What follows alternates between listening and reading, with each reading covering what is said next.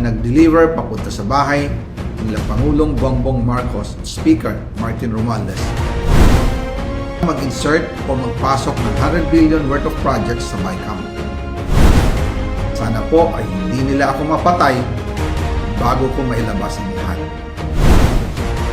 Ginawa ko lang ang gusto sa akin, pero ngayon, handa na akong harapin ang lahat. Ginagamit ng administrasyon ang buong resources ng bansa para tumahimik ako. That he will shoot me if I will talk. Gagamitin ako bilang panakipbutas sa kanilang kampanya laban sa korupsyon. Hindi na ako mananahimik, ilalabas ko ang lahat ng katotohanan. May resibo, may ebidensya, may pangalan. Para sa bawat Pilipino, alam ko na buo ang galit ninyo sa akin ngayon. Nauunawaan ko rin kung bakit. Lalo na at malaki ang halagang kagayaan. Pero bago kayo humusga, hayaan ninyong ipaliwanag ko ang buong katotohanan. Matagal akong hindi nagsalita dahil may direktang utos sa akin. Huwag nang bumalik ng Pilipinas at manahimik na lang. Umalis ako noong July 19, 2025 para sa aking medical check-up. Nakaplanong bumalik pagkatapos ng SONA ng Pangulo.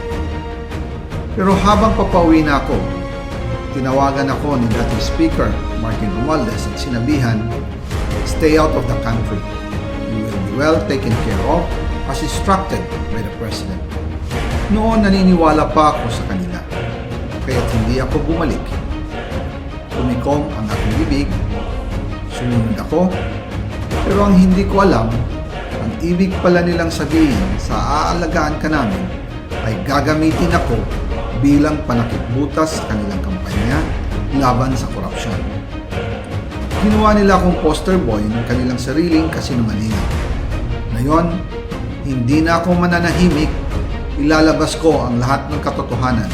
May resibo, may ebidensya, at may pangalan. Nagsimula ito nung tumawag si Sekmina Pangandaman sa akin nung nag-umpisa ang BICAM process last year, 2024. Ang sabi niya, katatapos lang ng meeting nila ni Pangulo at may instructions na mag-insert o magpasok ng 100 billion worth of projects sa BICAM.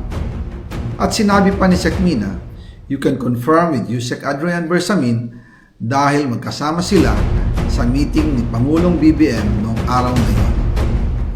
Tinawagan ko po agad si Yusek Adrian Bersamin at tinanong ko kung may instruction na ba ang Pangulo na magpasok ng 100 billion during their meeting. Ang sabi niya ay totoo nga po.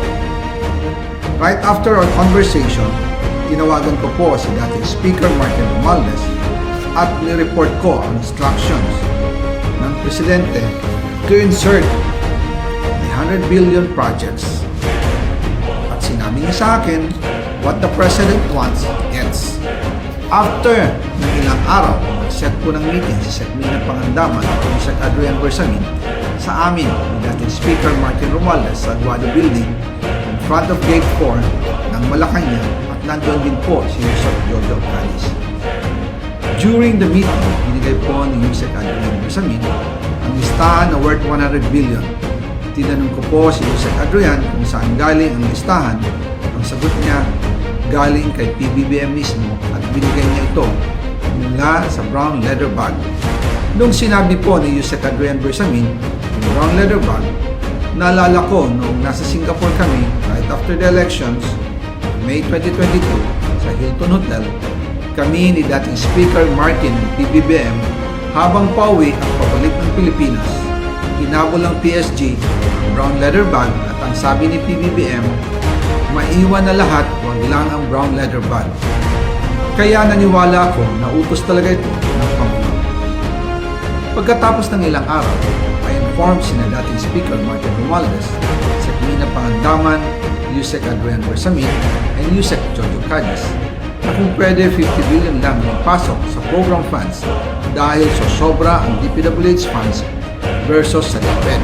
In practice, hindi pwede na mas malaki ang budget ng DPWH kaysa edukasyon.